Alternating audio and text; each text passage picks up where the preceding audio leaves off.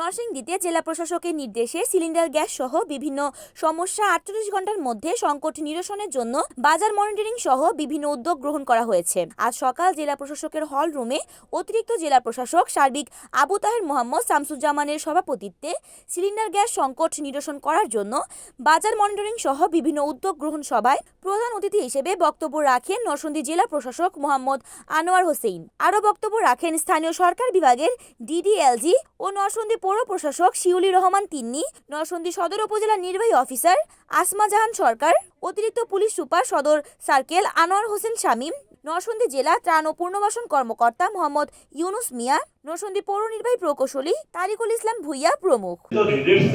20 থেকে 30 টাকা কমে খুচরা পর্যায়ে বিক্রি করতে পারছে।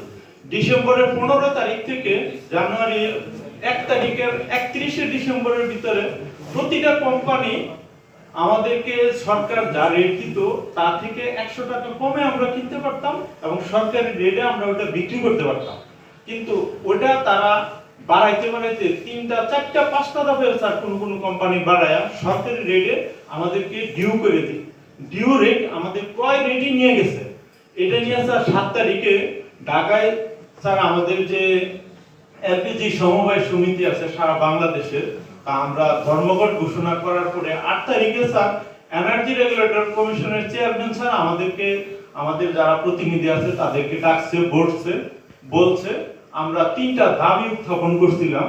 একটা হলো আমাদের ক্রয় মূল্য স্যার আপনি রেট দিছেন 1306 টাকা এই মাসের জন্য, কিন্তু আমাদের কোম্পানির ক্রয় 1306 টাকা এবং মাল আনতে গিয়ে আমাদের একটা ট্রাক এক সপ্তাহ পর্যন্ত 1 সপ্তাহ 10 দিন 12 দিনও বসে থাকে।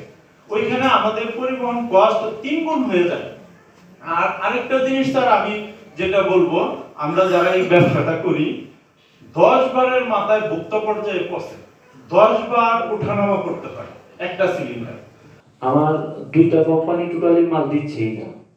আচ্ছা, এক পিস মালও পাই নাই 2টা কোম্পানির 1 তারিখ থেকে যদি ধরেন। আরেকটা কোম্পানি আমাকে শুধু 68 পিস গ্যাস দিছে এই 12 তারিখের ভিতরে। আরেকটা কোম্পানি দিছে 588 পিস। আমার প্রতিদিন এভারেজ সেল হচ্ছে 500 থেকে 550 পিস। আমি 4টা কোম্পানির ডিস্ট্রিবিউটর।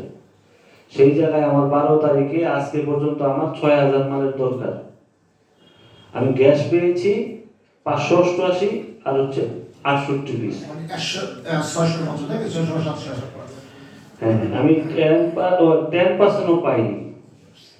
তো ধরেন স্যার এখানে তো উনি বললো ট্রান্সপোর্টের একটা খরচ আছে স্যার। প্রতিদিন আমার এই 500 গ্যাস বিক্রি করতে আমার একটা চেইন আছে স্যার, লোকবলের দরকার, গাড়ির দরকার, ট্রান্সপোর্টের দরকার লোকালি আমার জন্য শুধু।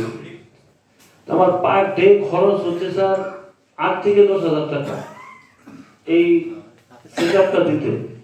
তো আমি যে 10 ভাগের 1 ভাগ মাল পাচ্ছি, আমার কিন্তু স্যার এই খরচটা হচ্ছে প্রতিদিন। এটা একটা বিষয় স্যার। এর জন্য প্রোডাক্টের দাম একটু বেশি পড়ছে, আমরা একটু বেশি বেচতে বাধ্য হচ্ছি। তবে সেটা আমরা সহনশীল পর্যায়ে রাখছি, কিন্তু রিটেল পর্যায়ে যে অস্বাভাবিক দামটা সেটা স্যার আপনার প্রশাসনের মাধ্যমে একটু তদারকি করবেন। রিপোর্ট করেছেন নরসিংদী প্রতিনিধি বশির আহমেদ মোল্লা, NN টিভি।